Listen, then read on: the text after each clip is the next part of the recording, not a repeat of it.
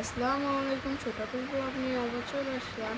আজকে keratin treatment করবো, ভালো একটা ব্লগ বানিয়ে ফেলি।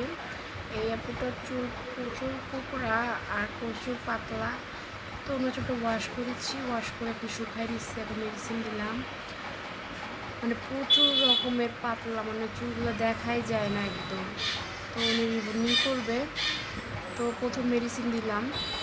এখন আর কি প্রথম মেডিসিন দিয়ে আমি চুলটা টেনে নিছি, টেনে দ্বিতীয় মেডিসিন দেব। এই তো দ্বিতীয় মেডিসিন দিছি।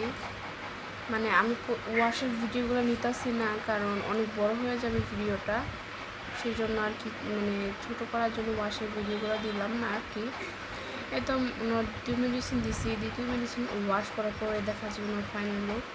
মাশাআল্লাহ, এই তো চুলটা দেখতেই পাচ্ছেন, চুল ওয়াশের পর অনেক সুন্দর লাগতেছে।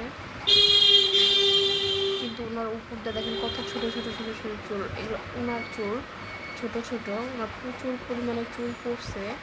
এখন আমার চুল মাশাআল্লাহ হইতেছেও বলে, দেন সেই কারণে আর কি ছোটো ছোটো চুল। আর এই তো মাশাআল্লাহ আমার চুল অনেক সুন্দর আসছে। আর আমাদের ভিডিওগুলো ভালো লাগলে অবশ্যই লাইক কমেন্ট শেয়ার করে দেবেন। আর এই তো আমরা সমান কাট কেটে দিছি, চুল কাটবে না, আমি বললাম একটু কাটে, না কাটলে ভালো লাগবে না। দেন আমি ওনার চুলগুলো সমান কাট কেটে দিচ্ছি।